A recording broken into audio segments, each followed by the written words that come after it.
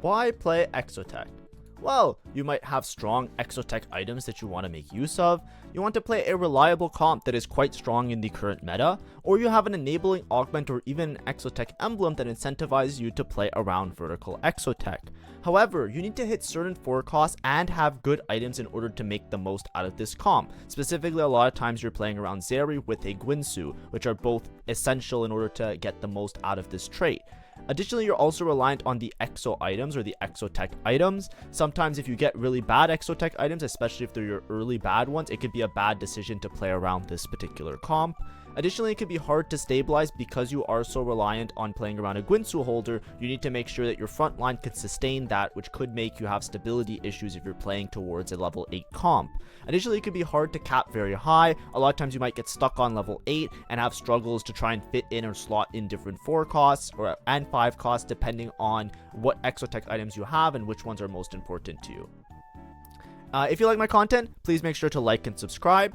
It does help me out as a content creator for TFT. We're also working on our sub goal. We're actually getting really close. At 10,000 subs, I always said that it'd be a big RP giveaway. So if we can make it to 10,000 subs by the end of the set, that's the sub goal. I'm going to start to advertise it a little bit more. I do daily TFT content, including guides like this. I'm going to do more complex guides starting probably next week. Those are going to be the how to play forecast, how to play reroll or an artifact guides, all of those type of things that I usually do for every single set. I just had like a really bad start of April, so bear with me a little bit, but these guys should still help you to get a little bit accustomed to set 14 anyways. So what is EXOTECH? If you read the EXOTECH trait, basically you gain unique items that can only be equipped by EXOTECH champions. This is the item related augment. There's usually a type of trait where you have items that you can then equip onto certain units. There's one that pretty much exists every single set. In this case, the EXOTECH items are only equipable by the EXOTECH units, which makes it a little bit more narrow in its playstyle, but it's still viable, it's still a strong comp. There's still lots of opportunities to cap around this board. Also, I'm going to zoom out a little bit, sorry about that. Side's a little bit cut off. The other thing that's important is the second sentence. They gain health and attack speed for each item equipped. Now, it's not necessarily just the EXOTECH items, it's each item that they have equipped. So actually this value that you can scale off having lots of items, especially in encounters where there are lots of items, your units can become extremely tanky, especially if you're playing deep into EXOTECH. So if you look, there's different tiers of it. This is one of the main vertical traits, so a lot of units will have the EXOTECH trait. You have 3 EXOTECH where you get 50 HP and 2% attack speed, and you get 1 EXOTECH item. 5 EXOTECH where you get 150 and 5% AS, and then 7 EXOTECH where you get 225 HP and 9% AS, and you get a third EXOTECH items. You can only get up to 3 items, which is the 3, 5, and 7, unless you have other augments, which we'll talk about later. And additionally, there's 10 EXOTECH, which requires 3 emblems. That's like your Giga win out.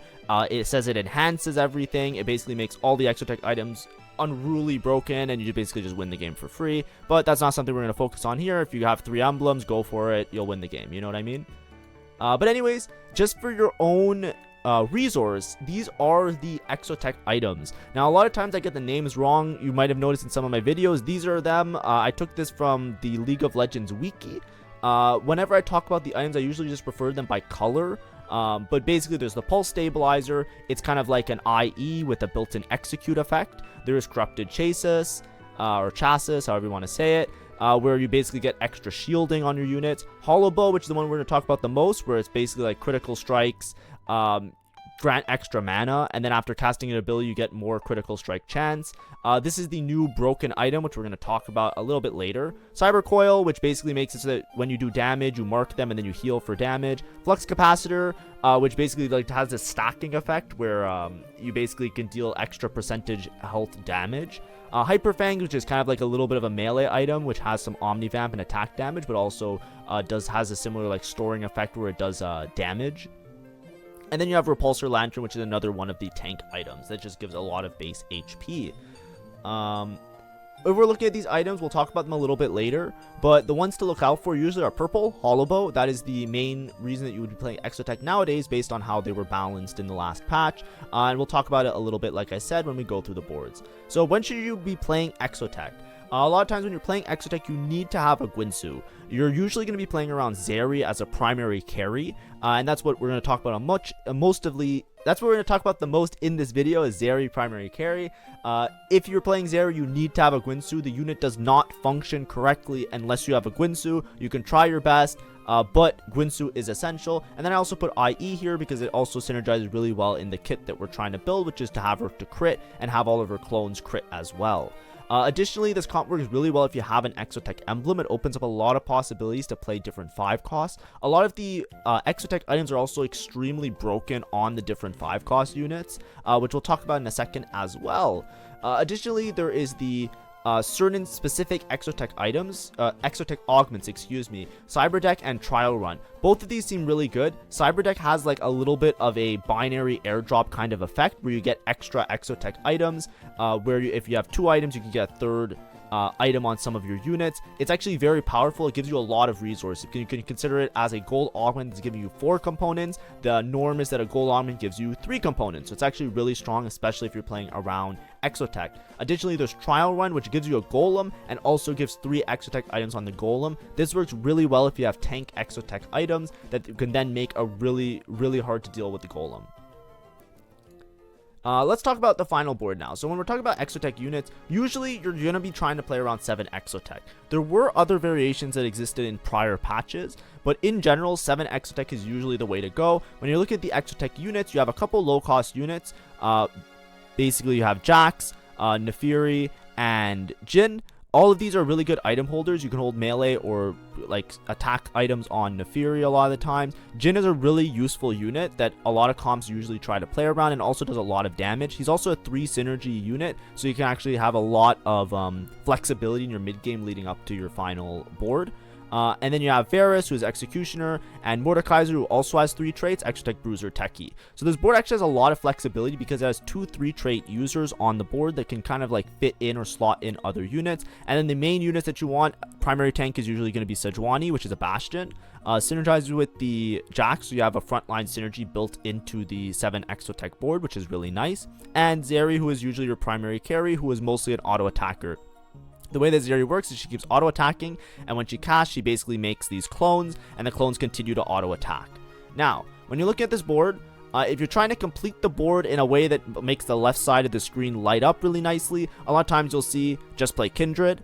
Kindred is a rapid fire and a marksman, so it actually gives marksman for Jin and also gives rapid fire for Zeri. So usually you see people just play a Kindred. If you don't have Jin items, or if you're not playing around Jin as a secondary carry, you can just play any rapid fire unit. A lot of times this board is actually really good out of a Cypher cash out if you're playing Cypher, because Cypher usually has a Bastion in the form of Galio and also has a rapid fire in the form of Draven. So you actually have a lot of flexibility in order to fit in these units and then to eventually pivot and or fix your board to be a 7 EXOTECH board. So you actually see this very commonly, Cypher into Zeri EXOTECH cash out. Cypher often cash outs also give a lot of items, which synergizes with the EXOTECH trait of having the extra items to give your units a lot of HP. I'll leave Draven on the board for now. Actually, I'll put Kindred just so that people are happy. But like I said, if you're not playing around Jin as a primary, you really don't need to play Kindred because Kindred's just a 1 cost. It doesn't really matter. And Rapid Fire also might not be that important on Zeri, which we'll talk about in a second. In terms of Zeri items, you always want to have at least 1 Guinsoo on the Zeri. It is pretty much essential. And then with it, a lot of times you put IE on Zeri. The reason IE works really well on Zeri is because without IE, her clones won't be able to crit usually. So a lot of times you want to have IE because the ability critting means that her clones crit, so it actually has a really good synergy. Additionally, IE has become really popular on Zeri because the good item right now, the one that kind of feels the most overstated and the most powerful, is Hollow Bow. If you do not see Hollow Bow as one of your 3 EXOTECH items, you can scout your EXOTECH items, by the way, by just looking in the team planner. But if you don't see Hollow Bow as either a 1, 2, or 3 EXOTECH item, a lot of times I would say to be cautious playing around the EXOTECH board. It is still playable, it is still doable, but Hollow Bow right now is way stronger than the other items. It is extremely powerful. It doesn't seem like it's that crazy because it looks more like a Varus item. You know, it works with like critical strike and whatever. But if you pair it with an IE and a Guinsoo on the Zeri, she actually pops off and does an insane amount of damage. And the extra casting that she does, she summons so many clones that she just like overwhelms a lot of the board. So Hollow Bow definitely now is the way to go. In the past, the EXOTECH item that you usually put on Zeri used to be Pulse Stabilizer. It got nerfed quite a bit, but it's still okay on her. It's still fine. Pretty much all the EXOTECH items that go on backline units, so purple, yellow, or red, which is, oh, red, sorry. Red is pulse stabilizer. This is what I mean. I always mess up the names of these ones. Sorry, yellow, they used to be the best Zeri item, was called flux capacitor. You often don't play her that much because it got nerfed, but it's still fine. Pulse stabilizer is also really good. If you have pulse stabilizer kind of works like an IE, so you can actually not make IE if you have pulse stabilizer, and if you have pulse stabilizer and hollow bow, you can actually play Guinsoo, pulse stabilizer, hollow bow, and the pulse stabilizer is like a better version of the infinity edge that you can just put on the Zeri. But typically, I wouldn't really play this comp, or I wouldn't say to myself, I'm angling towards this comp if I didn't see the hollow bow item already. It's very crucial. It's not essential to getting your top 4. You can definitely play the comp without the hollow bow, but be cautious. This is what usually, when you see the board popping off and being crazy, it's usually because of hollow bow. In terms of your other units, if you're trying to itemize your tank, Sejuani actually has a really good ability. Sejuani is the main stun unit of the set. She has a massive stun, and it's really important, and it usually can sway the fight. So Sejuani casting is really important. So that means when you put tank items on her, you want to put items that help her to generate mana, or give her better starting mana so she can get her first cast off faster. Protector's Vow is really good for that reason. And additionally, where is it?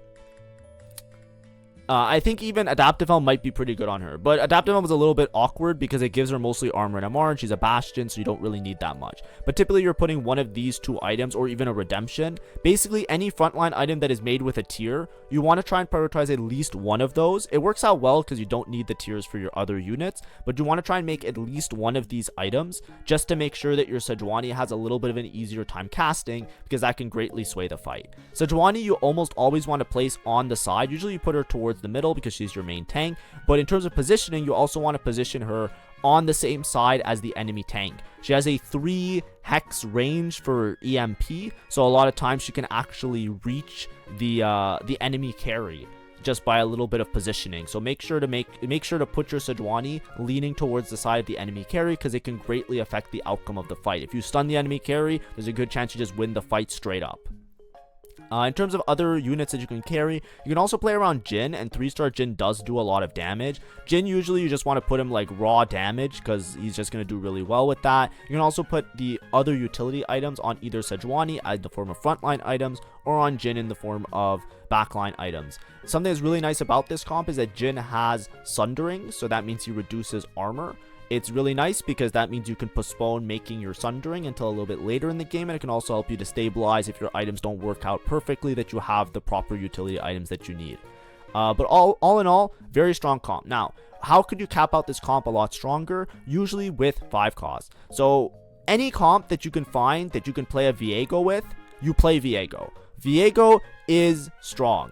There's nothing else to be said. If you do not think Viego is strong, you are not playing the set correctly. I do not know what to tell you. This unit is powerful, and if you have the opportunity to play Viego, Viego does 2 things. He does a good amount of AoE damage, is extremely strong. If you have Techie in, he also reduces the amount of damage the enemy does, so he can sway a fight very easily, and he summons a dummy on your board.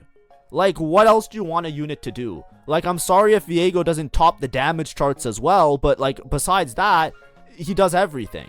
So a lot of times you're going to try and fit in Viego. This is going to be really good for your cap. You also have Techie for free with the Mordekaiser, so why not? You can just put him in and everything is great and wonderful and beautiful. Additionally, this comp works really well if you have the EXOTECH emblem. EXOTECH emblem allows you to cut out some of the more useless units. So for example, you can cut out Varus a lot of the time in these type of boards, and it gives you a little bit more opportunity to play some extra units. Now, Zeri, because she's a Guinsoo holder, she's going to be stacking up a lot of attack speed anyways. Rapid Fire does give a lot of stacks of AS, but sometimes if you need to, you can also drop with, this is usually a thing that happens when you have an EXOTECH emblem, but the 5 costs are usually a little bit better. If you can fit in a Garen, for example, you can even fit in a Kabuko in some cases because you have Bruiser with Mordekaiser, but you can also fit in 4 Bastion a lot of the time, especially if you're Cypher cash out. And in that case, you have like lots of opportunities for boards. In order to cap out, you can cap out around 4 Bastion, cap out around more EXOTECH units, but usually these options are only open once you have an EXOTECH emblem. Additionally, of these 5 cost units, there are some basically all of them are really good with the Exotech items. The only thing that sticks out as being really absurdly broken, if you don't know already, is the blue item is really good on Viego. The blue item, Cyber Coil, gives a bunch of armor and magic resist, and then it says abilities and attacks mark enemies for 8 seconds, and then you heal for 12% of the damage done to marked enemies. Viego just dives into the enemy territory and hits like the entire board, or hits most of the board. So he'll essentially mark everybody, and then on his second cast he'll basically heal to full, and he can go infinite. So if you have an Exotech emblem, putting on Viego with this blue item, Cyber Coil, is extremely potent and strong.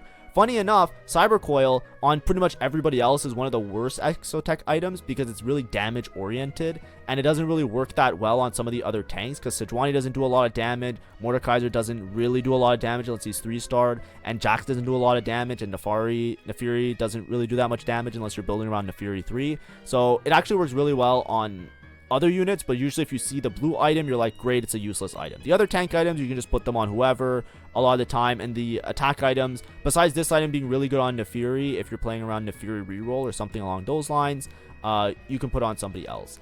If you have to, you could drop to 5 Exotech to play more of the 5 cost champions. You do lose a lot of HP though, right? The HP on your board is going to suffer if you drop from 7 to 5 Exotech, so it's not necessarily the best decision possible. But if you have a lot of 5 costs, like a board that looks something like this, you could just play around these extra 5 costs and make your board really strong in around like these upgraded 5 cost units. That's like a very high cap potential, but this is why the board's kind of hard to cap. You're not super stable if you just have like 1-star versions of the 5 costs, so a lot of times you're forced to play 7 Exotech. But then the problem with 7 Exotech is that, and if you don't have Sejuani 2-star, your front line really lacks a lot of oomph. It lacks a lot of power, especially if you don't have the what's it called? If you're playing a board like this and you don't have an Exotech emblem, you're basically just, your front line is pretty much all on Sejuani, and your damage is pretty much all on Zeri a lot of the time. If you're contested and you don't hit 2-star versions of these, you can be hard to stabilize in your mid game, and that's where it becomes a little bit scary. The reason that stability is hard, by the way, is because Zeri is a Guinsoo holder, so she ramps up and does more damage as the fight goes on. If you're fighting against a board that has a lot of burst damage, like think like Executioners or Slayers, like you're getting your backline dove, you can easily just die. So it's hard. It's really hard. Be careful out there. Try your best. There were other lines that used to be meta. For example, before you used to play Zeri as 5 Exotech with 4 Nitro and from a Nitro opener. Nitro got nerfed quite a bit. This T-Hex is not what it used to be. Tempo Nitro is pretty bad right now, and I would be very careful playing towards this line. Yes, it does work really nicely, and yes, it does light up the left side of the board, that it has really good synergies. However, I would not recommend playing around this line. I would definitely go for the 7 Exotech version, because the HP that you get from 7 Exotech far outscales whatever the T-Hex is. Until you get the T-Hex, the other unit that you have, it does not gain enough Chrome in your mid game and HP, because they nerfed the Chrome gains and the HP that you gain per Chrome, so it's actually a lot less stable. So if you're still playing around this variation, it is possible to make it work. Of course, if you're playing around Nitro, there is a chance that you can play around the Zeri and Tempo Nitro, and it's still okay. It just definitely, if you have the option, this is not the one that you want to take. And if your front line is lacking, you're actually much better off just playing the Exotech to get the extra HP with it. Of course, you could still play 5 Exotech. Excuse me, I open up Firefox. You could play the 5 Exotech version, but I would highly recommend dropping some of these useless Nitro units and just playing something like 4 Bastion, or playing around 5 costs that you hit early, slotting in early Viego, even Zac or Kabuko or Renekton. These 5 costs all can fit in pretty nicely into the board. Fitting in these and playing around 5 Exotech is going to give you a lot more success than playing around Nitro in a lot of those cases. So please be aware of that. However, Nitro is really good if you're playing it strictly as a reroll angle. Reroll Jhin works really well, especially if you have Pulse Stabilizer, which basically just works like an IE. Jhin, you're just trying to do like massive burst damage at one shot a lot of times, so Pulse Stabilizer actually works really well. That's the red one. Hollow Bow also works on the Jhin because it works in a similar way, but then usually you want to pair Hollow Bow with an IE. In terms of Jhin, a lot of times you're just going for like max damage and just trying to like burst down the opponent with as much damage amp and damage as possible, and then you just hope that you have enough sustain. I think Jin, usually you like to have like the Shojin, but even Guinsu can work on him. It's fine, but a lot of times you're just trying to build him as like as much like one-shot potential as possible, and he has built-in Sundering, which works really well. Nefiri can also work really well with this board. A lot of times with Nefiri, you also want to just have high crit potential. Nefiri also works really well with certain Ornn artifacts, so this is a very Ornn artifact capable comp. So a lot of the ones that you see for the melee users, like Prowler's Claw, Spectral Cutlass, for example. Where's Spectral Cutlass? Spectral Cutlass. There's lots of really good options for Nefiri, and we're going to talk about Ornn artifacts in a later guide on my channel, so please make sure to like and subscribe if you like that. But this is a board that fits in really nicely, and you can just try and 3-star everybody. It's a really strong board from no scout, no pivot as well, and a lot of times you can use this to cap out around 5 EXOTECH anyways, if you really need to, because you can basically just play like Mordekaiser, Sejuani, Zeri, and then you can swap out the Jax if you don't have Jax 3-star for Sejuani, and it fits in very nicely. This used to be a style of play when Nitro was a lot stronger. Now Nitro, it definitely can scale well if you're 3-starring your units, because basically what they did is they made a larger scaling on 3-star units. They give more chrome, so that's like the way to play it now. It's more from like the reroll and then cap out around Zeri, rather than just play it as a tempo version to try and fit in Nitro with the Zeri comp. So that's basically EXOTECH right now, as it is. In terms of the EXOTECH items, like I was saying before, besides Hollow Bow, the other ones are basically like if you have a damage item, you just put it on your main damage dealer and you're usually fine. If you have a tank item, you usually put on your main tank. In terms of the best items, I think the purple item is in general is really good on Sejuani, but other than that, it's usually Hollow Bow, and then the blue one's a little bit like, I don't like that one that much. But the rest of them are all kind of like, I don't have a strong opinion on them either way. They're all kind of okay depending on who you put them on. Now, in terms of your early game boards and your pivot options, a lot of times your early game, you could play your early game around Nitro.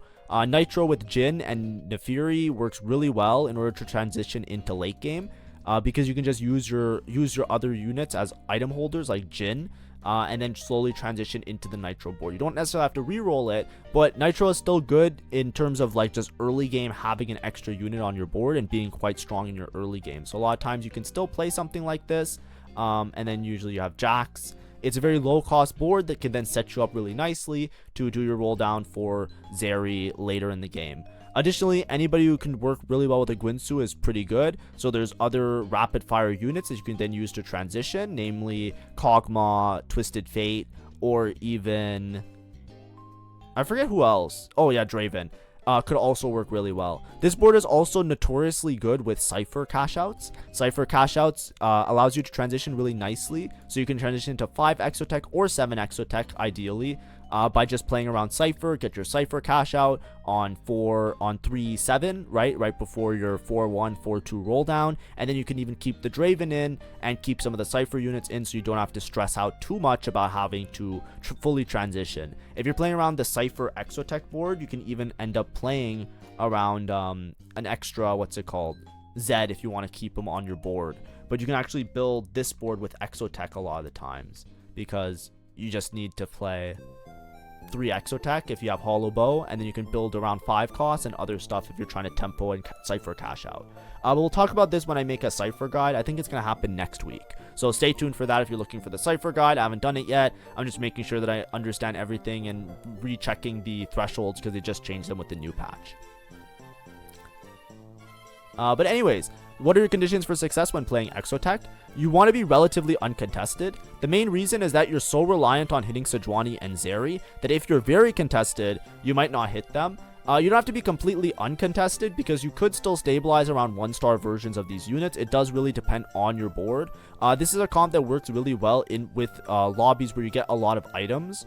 Because the items work really nicely to scale EXOTECH into late game. You can just put items on as many units as possible, and you'll have a lot of HP to work with because you're basically getting an extra 225 HP per item you put on an EXOTECH unit. So it basically swells up your board with a lot of damage absorption effect, even if they're like low-cost units.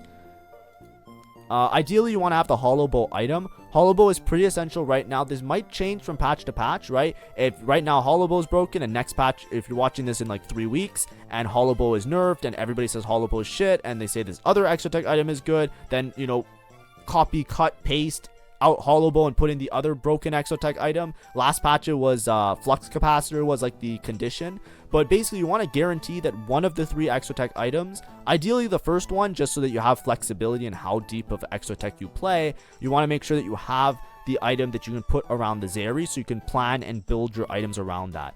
I wouldn't necessarily play Exotech unless I have one of the items that is good on Zeri, or I can build my items around the Exotech items to be good with Zeri. So for example, I don't want to be making IE if it's Pulse Stabilizer, because Pulse Stabilizer basically takes the spot of IE, and I'd rather make like a damage amp or some other kind of item in order to synergize with that. That's what I mean. You want to make sure your items are planned around your Exotech items. You should always look at it before you commit to it.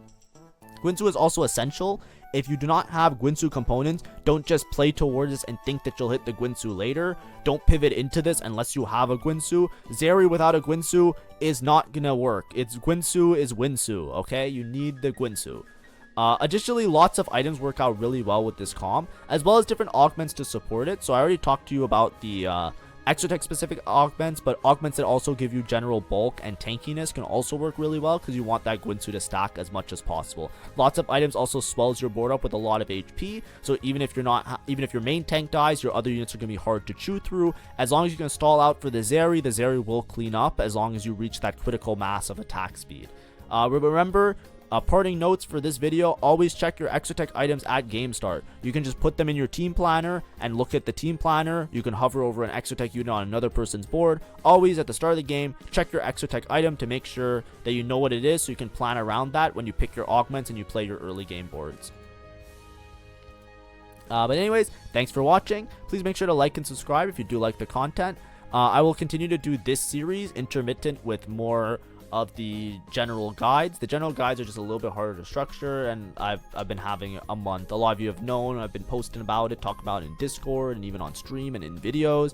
But yeah, I'm slowly getting back to a relative normal. The little dog avatar, I'm gonna have to make a new one because the old one has been lost to time. So I'm gonna try and make a new pixel art avatar in the corner for those of you that have been missing the talking dog. But I'm still trying to set up OBS and make sure all the audio and everything is set up well, and drivers and all of that on the new PC. But thanks for everybody for their continued support. Have a great day, and see ya. Bye-bye.